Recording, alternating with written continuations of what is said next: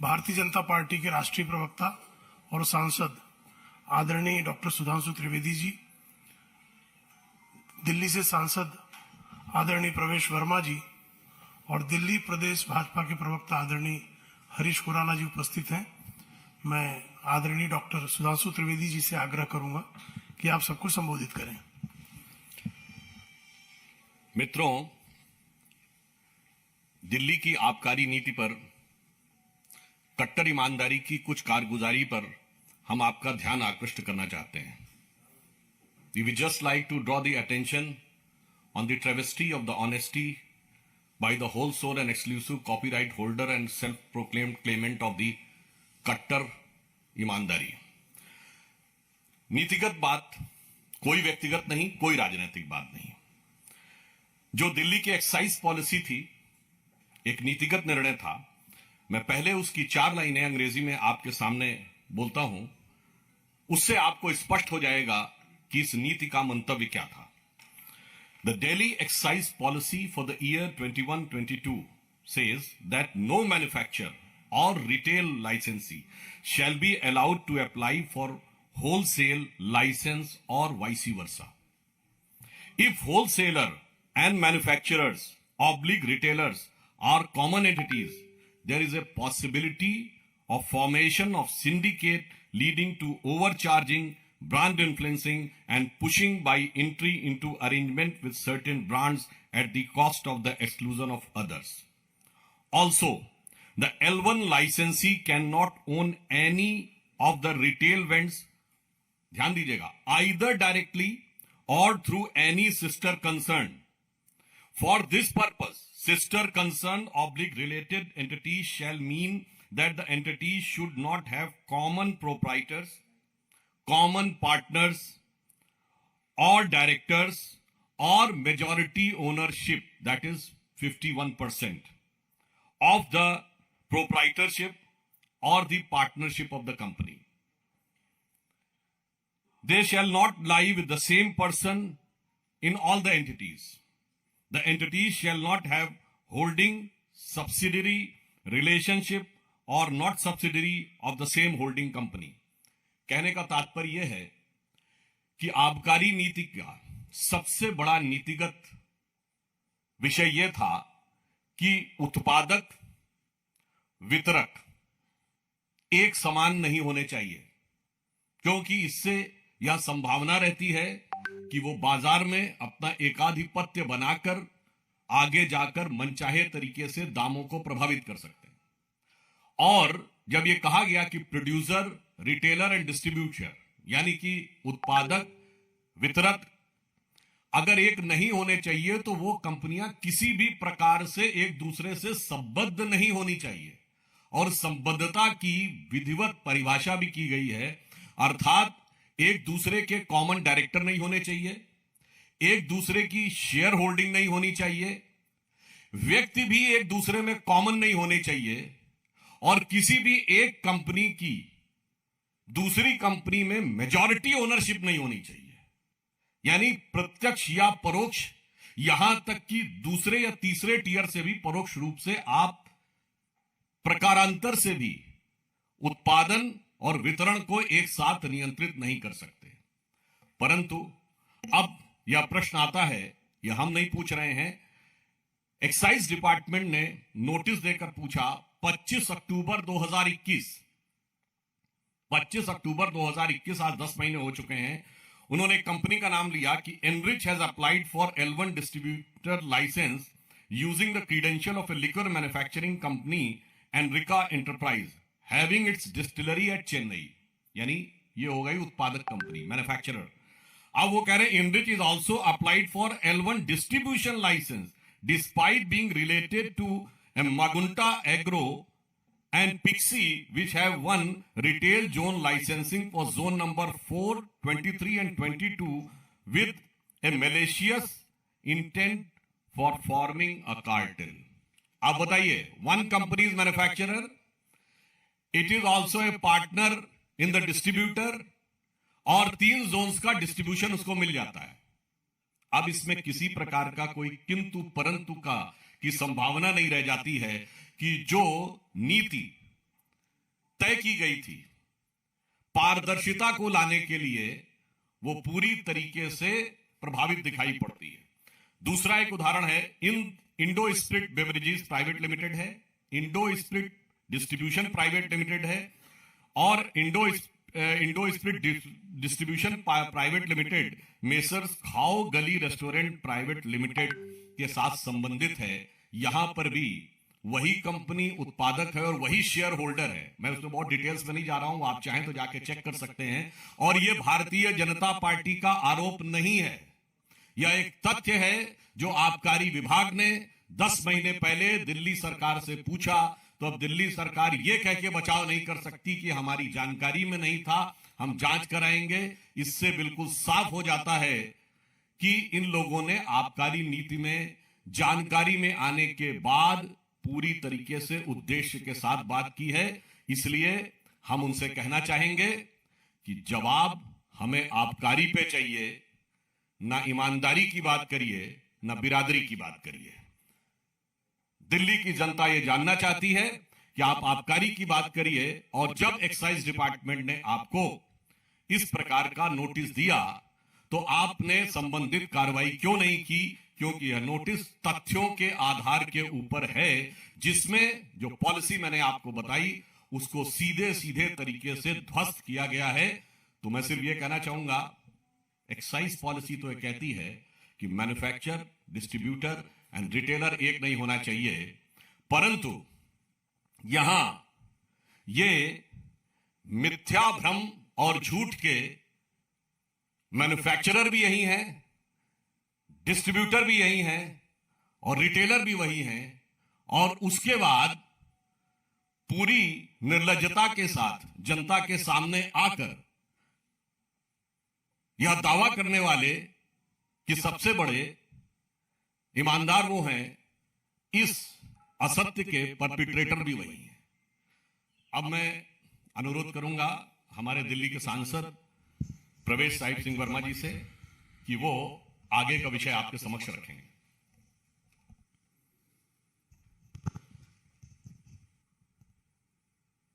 धन्यवाद सुधांशु जी। सभी मेरे पत्रकार मित्रों, अभी सुधांशु जी ने जिस कमेटी की रिपोर्ट का जिक्र किया वो कमेटी पॉलिसी से पहले बनाई गई थी दिल्ली सरकार द्वारा, और उनको अपने रिकमेंडेशन देने के लिए कहा था। कुछ बातों की जानकारी सुधांशु जी ने दी है, कुछ बातों की जानकारी मैं देता हूं कमेटी के बारे में। कि कमेटी ने एक रिकमेंडेशन करी कि avoiding of mall practice like brand pushing, कि आप कोई प्रचार नहीं कर सकते कि शराब ज्यादा बिके, मगर आपने छूट दे दी कि एक पेटी के बदले में एक पेटी फ्री दीजिए। पूरे दिल्ली में नहीं, पूरे देश में यह प्रचार था कि दिल्ली में एक पेटी के साथ में एक पेटी फ्री मिल रही है, और दिल्ली से बाहर से लोग आकर दिल्ली से खरीद रहे थे। तो उस चीज का प्रचार ये अकॉर्डिंग टू कमेटी रिपोर्ट ये नहीं कर सकते थे। एक इन्होंने जो कमेटी की रिकमेंडेशन थी कि wholesale operation under one government entity, इस बात को नोट कीजिएगा, बहुत ही इंपॉर्टेंट है कि wholesale operation under one government entity, the model to be followed should be similar to the one as followed in the state of Karnataka, where KSBCL, Karnataka state beverage corporation limited, तो कर्नाटक में जो वहां पर model चल रहा था कि जो होलसेल है, होलसेल का जो काम है वो सरकार को ही करना चाहिए। जो हम बार बार एक आरोप लगाते हैं जिसका आम आदमी पार्टी अभी तक कोई जवाब नहीं दे पाई, ना उनके पास में जवाब है, कि जो L1 का कमीशन इन्होंने, L1 मतलब है वो होलसेलर, L1 का कमीशन इन्होंने 2% से 12% क्यों किया, इसका कभी ये लोग जवाब नहीं देते। तो कमेटी ने कहा कि जैसे कर्नाटक में होता है कि वहां पे सरकार ही होलसेल का काम करती है, तो यहां पर भी सरकार होलसेल का काम करे ताकि हम उसको कंट्रोल कर सकें और सरकार को मुनाफा आए।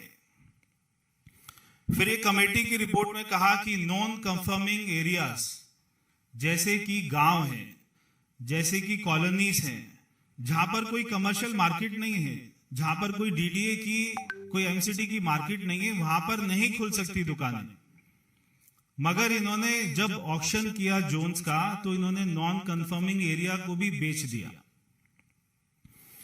उसके बाद में कमेटी कहती है कि only individual can apply for licence, यानी कि इनका टारगेट था कि 800 दुकान खोलेंगे तो 800 लोगों को एक एक दुकान एक एक आदमी को देंगे। कभी कमेटी ने नहीं कहा कि आप पूरा कार्टेल बनाकर एक एक आदमी को 100 दुकान दे दीजिए, एक एक आदमी को 2 जोन दे दीजिए। कभी कमेटी ने ऐसा नहीं कहा। उसके बाद में कमेटी ने, जो भी सुधांशु जी ने जिसका जिक्र किया, नो मैन्युफैक्चरर और wholesale licence holder is allowed to bid for zonal लाइस, कि जो होलसेलर होगा वो मैन्युफैक्चरर नहीं हो सकता, जो मैन्युफैक्चरर होगा वो रिटेलर नहीं हो सकता, जो रिटेलर होगा वो मैन्युफैक्चरर नहीं हो सकता। मगर 2 कंपनियों की मैं यहां पर अपना जिक्र करना चाहता हूं। एक है महादेव, वो तीनों ही है जो कि मिसेस चड्डा चलाते हैं। उसके बाद में एक है बड़ी पंजाब। तो ये 2 कंपनियां ऐसी हैं जो तीनों का काम करती हैं। ये शराब बनाती भी हैं, इनके पास में L1 का लाइसेंस भी है और इनके पास में दिल्ली में जोन्स भी हैं। फिर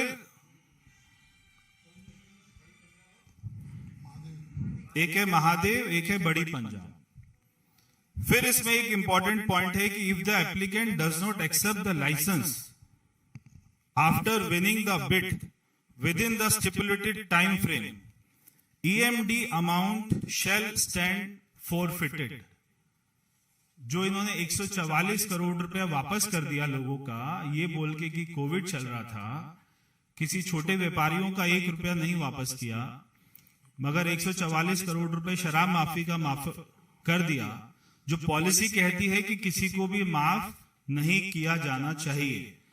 तो मैं इनसे सवाल पूछता हूं कि आपने ये पैसा क्यों वापस किया? जी जी जी, ये सारा पैसा जो कंपनियां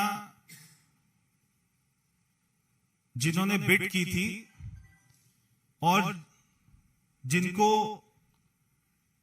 बिड में जोन मिल गए थे, जब वो नीचे से जाकर एनओसी नहीं लेके आए तो उनको पैसा वापस कर दिया गया।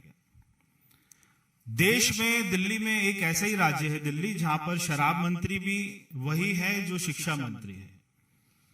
तो एक तरफ ये शिक्षा की बात करते हैं और दूसरी तरफ ये बच्चों की उम्र को घटा देते हैं, उनको छूट देते हैं कॉलेज के बच्चों को कि आप जाके शराब पीजिए। हम, बहुत अजीब सी बात है कि शिक्षा मंत्री हैं और हम इनसे केमिस्ट्री का सवाल पूछते हैं और ये हिस्ट्री का जवाब देते हैं। क्योंकि ये केमिस्ट्री का सवाल इसलिए नहीं उसका जवाब दे सकते क्योंकि 60% दिल्ली सरकार के स्कूल में साइंस नहीं पढ़ाई जाती है। इसलिए शिक्षा मंत्री से जब भी पूछो कि 2% से 12% क्यों किया, तो वो जवाब देते हैं कि हमारे घर में एक आज अपना डॉग को बच्चा हो गया, कुत्ते को बच्चा पैदा हो गया। हम उनसे जो है सवाल पूछते हैं कि आपने क्रेडिट नोट 18 करोड़ रुपए का एक, तो ये जो 2% से 12% की कमीशन कैसे ट्रांसफर होती थी कि क्रेडिट नोट ये देते थे। आप सभी कभी दुकान पर जाते होंगे, कोई जूता खरीदते होंगे, आपको जूता पसंद नहीं आता होगा, तो जब आप उसको वापस कराने जाते हैं तो आपको क्रेडिट नोट दे देते हैं कि ये 1 साल तक वैलिड रहेगा, इसके बदले में कभी भी जूता ले लेना या कभी भी उतने अमाउंट का कोई भी चीज ले लेना। तो ये रिटेलर्स को जो L1 होते थे वो सारे रिटेलर्स को क्रेडिट नोट इशू करते थे और वो क्रेडिट नोट के बदले में उनसे कैश लेकर वो आम आदमी पार्टी को ट्रांसफर किया करते थे। तो ये इनका सारा अपना मॉडस ऑपरेंडी था। ना ये क्रेडिट नोट का जवाब दे सकते हैं और ना ये 2% से 12% का जवाब देते हैं।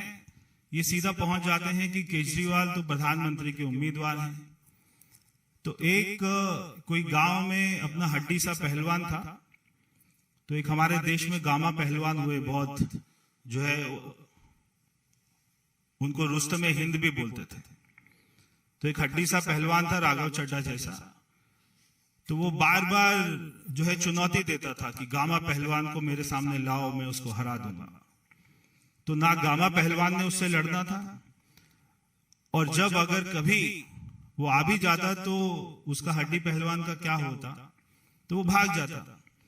तो ऐसे ये खुद ही चार लोग कहीं पर भी जाके चैनल पर या किसी दूसरे राज्य में जाकर खुद ही एक दूसरे की पीठ जो है थपथपा रहे हैं कि इसको भारत रत्न मिलना चाहिए, इसको प्रधानमंत्री मिलना चाहिए, इसको ये मिलना चाहिए, इसको ये मिलना चाहिए।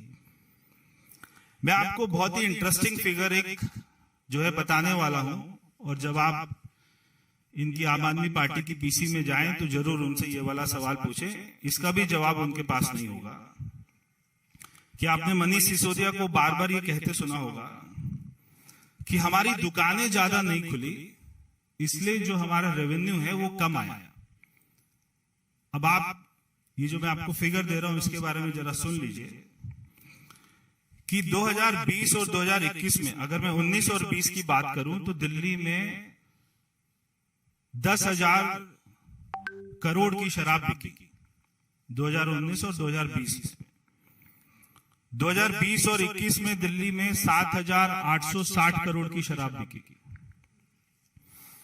और जब ये पॉलिसी आई तो केवल 7 महीने के अंदर में जो दिल्ली में शराब बिकी है वो अमाउंट है 10,000 करोड़ रुपया। तो जो पुरानी पॉलिसी में एक साल में 7,800 करोड़ की शराब एक साल में बिकती थी, इन्होंने 7 महीने में 10,000 करोड़ की शराब बिकी है दिल्ली में, 7 महीने में। तो ये बात को नहीं कह सकते कि हमारी दुकानें कम खुली हैं इसलिए हमारी शराब जो है कम बिकी है। इनकी शराब 1.5 गुना ज्यादा बिकी है। और एक्साइज की ड्यूटी इन्होंने कर दी 1%। अब मैं आपको एक्साइज के ऊपर में भी आपको उनसे सवाल पूछना चाहिए कि 19-20 में आपको एक्साइज ड्यूटी 4,200 करोड़ रुपया सरकार को मिली। 20-21 में एक्साइज आपको 3,300 करोड़ रुपया मिला। मगर जब आप नई पॉलिसी लेके आए तो केवल 158 करोड़ रुपया एक्साइज मिला। एक्साइज 158 करोड़ रुपया, यानी कि एक्साइज में भी लॉस है और आपके रेवेन्यू में भी लॉस है। तो मैं मनीष सिसोदिया जी से पूछना चाहता हूं कि आप इस बात का जवाब दें कि आपकी सरकार को एक्साइज में 3,000 करोड़ का लॉस हुआ है और आपके रेवेन्यू में 3,500 करोड़ का लॉस हुआ है। ये सरकारी लॉस है, ये आपको हुआ है या नहीं हुआ है, इस बात का जवाब दे दे। ये तो सारे डाटा होंगे एक्साइज के पास में, एक्साइज विभाग के पास में, आपके पास में। तो सरकार को पिछले साल की तुलना से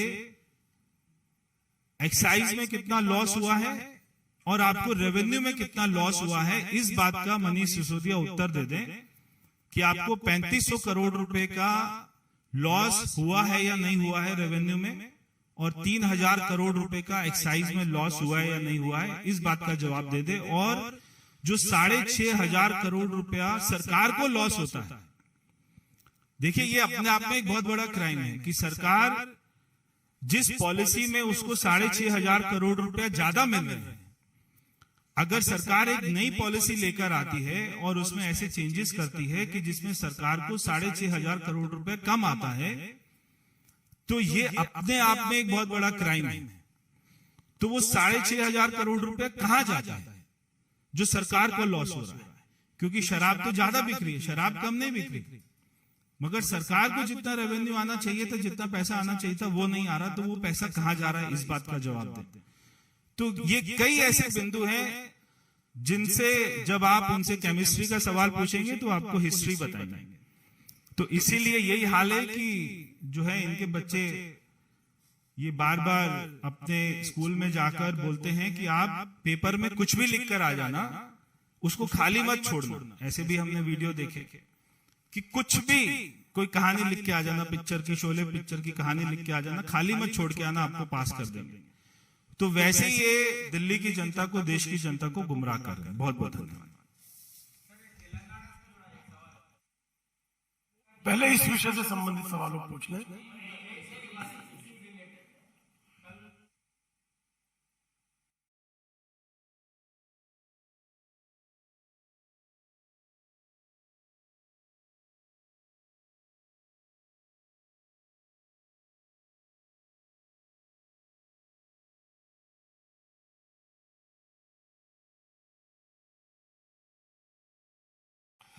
देखिए, इस विषय पे जांच एजेंसी करेगी, परंतु यदि उनका इस विषय से कोई लेना देना नहीं है तो हमारे प्रदेश अध्यक्ष संजय बंडी जी को उन्होंने गिरफ्तार क्यों किया है? क्या एक सांसद भी हैं वो, उन्हें लोकतांत्रिक ढंग से अपने विषय के ऊपर प्रदर्शन करने या सत्याग्रह करने या किसी भी प्रकार के राजनीतिक प्रदर्शन करने का अधिकार नहीं है? तो ये कहीं ना कहीं दर्शाता है कि उनके मन में एक राजनीतिक पूर्वाग्रह है और जिस प्रकार के आरोप है उनके बारे में एजेंसीज सक्षम है ये तथ्य की गहराई तक पहुंचने के लिए।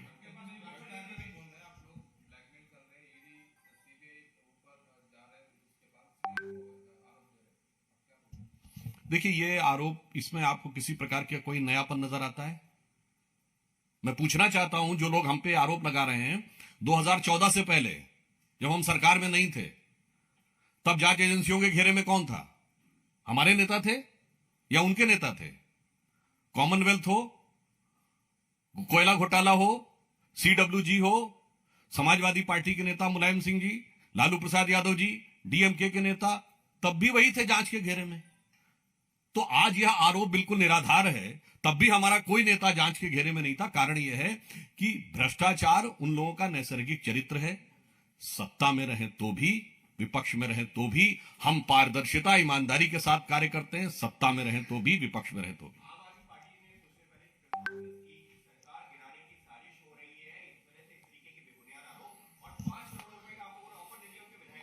देखिए, मैं कहना चाहूंगा, आबकारी पे जवाब दीजिए, इधर उधर भागने का प्रयास मत करिए।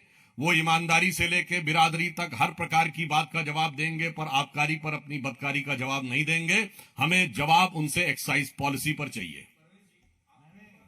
मैंने आज एक अपना वीडियो ट्वीट किया है, अगर आप उसको देखें, कि ये खुद ही अपने लोगों को पंजाब से बुलाकर बॉर्डर के पास खड़ा करा के उनको सिम कार्ड देकर और फोन करवाते थे और उसको वो बोलते थे कि हमको ऐसी ऑफर आ रही है। तो जरा आप जो उन्हीं का आम आदमी पार्टी का कार्यकर्ता था वही ये सारी बातें बता। वैसे तो उनका एक MLA खुद आरोप लगा चुका है कि 20 करोड़ रुपए टिकट के लिए मांगे जा रहे थे। हमारा आरोप नहीं है, उनकी पार्टी के सिटिंग MLA ने आरोप लगा, इसलिए, मगर हम उसमें नहीं जाना चाहते। हमारा विषय यह है, आबकारी पे जवाब चाहिए, इधर उधर की किसी बात के ऊपर कोई बात नहीं। और जो प्रश्न उठाए हैं अभी प्रवेश जी ने, हम लोगों ने, टेक्निकल है, पॉलिटिकल नहीं है। टेक्निकल का जवाब टेक्निकल चाहिए।